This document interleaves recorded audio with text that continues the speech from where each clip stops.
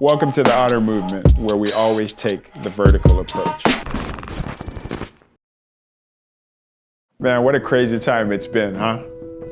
It's funny for me to say that because that could mean so many things, you know. Am I talking about the pandemic? Am I talking about the racial tension that just seemed to have popped up? Or am I talking about the election and the post-election and everything that comes along with that? I mean, there's just been so much that's happened over the past couple of months. You know, just the unsettledness, you know, we're personally dealing with. You know, people have died, people have been sick, you know, people have lost their jobs, people have had to change jobs, people change the way they work, the way they live. And there's just been so much emotion, so many tension, and the way that we react to that, the debates that we have. I mean, we debate the lives that matter, and even when we're doing that, we have to walk a thin line while we're doing it. And there's just so much, and I believed it's created a hotness, I like to call it, like an elevated emotion. And in that emotion, I think many of us have said things, we've done things, we've expressed ourselves in ways that we normally wouldn't have. We've said things to our loved ones, we've said things to our friends, we've said things to our colleagues, we've had things said about us. I know personally, I've had friends who maybe not necessarily directed at me, but have said things that I found just so hurtful and offensive. And it makes me wonder, have I said something about others that have been hurtful and offensive to them? The moment just seems so big, it seems so insurmountable. And as I just try to figure out, how are we gonna get through this moment? And you know what I realized? That whenever we're facing what seems like a big challenge, we think that we need a big solution, a gigantic solution, like, you know, somebody needs to sit down in a lab and figure this out. I think I found the simple solution that can fix this immediately. And that's for you and I to say, I'm sorry. I'm sorry that I hurt you. And I'm sorry that I spoke that way. I'm sorry that I expressed myself that way. I'm sorry that I reacted in anger. Sorry that I lost my cool. I allowed the emotions of the day to consume me. And in that, I forgot that I cared about you, that me and you have so much more in common. I got lost in the tension. You know, I can remember the first time I dealt with tension. It was when I was a child. You know, so my father, he was the firstborn in his family. And he had a special role in his family because he kind of had to grow up really quickly. And so even more than a sibling to his other brothers and sisters, he actually became more of a father figure. And I mean, you still sense that level of respect that they have for one another because he had to grow up really quickly and, you know, feed and take care and, you know, everything for his family.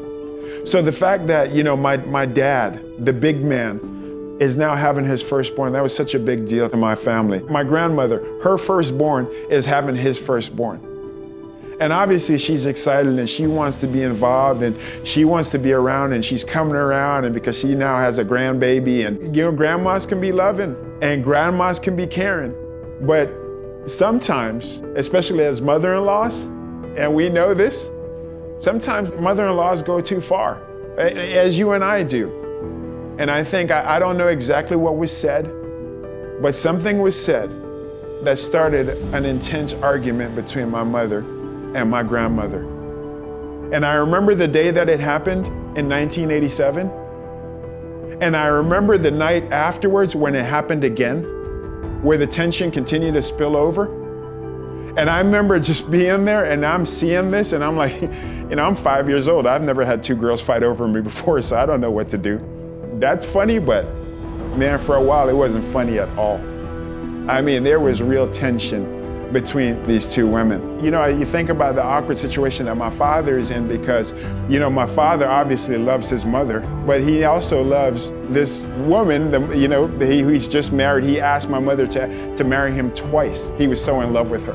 And now he's got to deal with this new thing. You know, my mother was telling me, and, you know, we had already prepared this segment, and I felt like I wanted to redo it. I wanted to re-record it.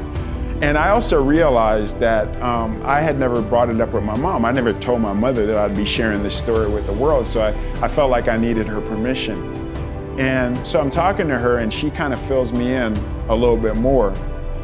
And so she tells me that, well, Che, you were 5 years old and it got really bad, and I wasn't going anywhere around her, and I wasn't going anywhere around them. And I think my grandmother had realized that she kind of crossed the line. And not only that she had crossed the line, that she had just put her son in a really awkward situation, and his life was going to be harder because of the tension that was there now. And I think my grandmother was trying to move a little bit closer, even though my mother was still very hurt by the whole situation. And so my mom's telling me, this is recently, she's telling me that one day she's visiting a friend who lived very close to my grandma, but obviously she wasn't going to my grandma's house. But my grandmother got wind of the fact that we were in the area, and she decided that she wanted to walk by and visit. She was trying to bridge the gap. She says hello to me, and she waves and says hello to her grandbaby. And my mom says, I'm 5 years old, I'm playing with a stick, I'm digging into the ground and doing what 5-year-olds do. And in my Jamaican accent, I respond to my grandmother, "You cuss me mother." And basically it was an acknowledgement. I said that you cursed at my mother. Now, when we say, as Jamaicans, when we say you cuss me, that doesn't mean that you use the curse word, but it just means that you spoke down to me. You didn't speak well of me. But you know what I realized about that? At 5 years old, I realized that what happened that day wasn't right, that the conversation wasn't right. And I'm not saying necessarily against my grandmother, but the fact that the tension had gotten so high that I wish there was a better way that it would have been resolved in that moment. And I hope for you, the reason I'm sharing this is I hope that it's a lesson for you to understand that your kids are seeing what you're saying. They're hearing what you're saying and the way that you're speaking about others. We tell our kids to be nice to their brothers. We say, be nice to your sister. Be nice to other kids. Don't be a jerk, don't be mean. But they watch us screaming at the TV all the time. They watch us calling people idiots all the time. They watch us being mean to people all the time. And it's very inconsistent. And just like me as a 5-year-old, even though I didn't remember it until my mother reminded me, I was conscious enough to know that there was something that was said and the way that we were responding were not right. And we have to be conscious of that in this moment. My mom was telling me too, she was, constantly, she was just filling me in on what had happened. And mom says, for years, I just said, I would never talk to that woman again. We would never just be friends again. But my mother said something interesting. She had gotten to a point where she just realized that, a part of life is forgiveness. And you just can't hold a grudge forever. And at some point, my mother had to make the step to say, you know what, I'm gonna forgive. I'm gonna own my part of this as well too. The thing about the moment that we're in, there's so many things that have been said. There's so many things that have been done. If you hold on to what was said and who said it, we'll never get through this. And at some point, you're just like, you know what, I'm gonna clear your tab.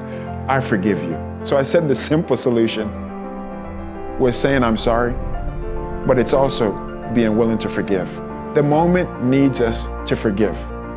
Maybe not necessarily because of the other person, but for the sake of the 5-year-olds in the world, for the sake of the next generation that are watching our dialogue, knowing that we have to be conscious of what they're hearing and what they're seeing. And if we do that, I think we can change the dialogue. I think we could change the temperature. I think we could change the moment. And I think we're gonna see real and lasting change in our culture.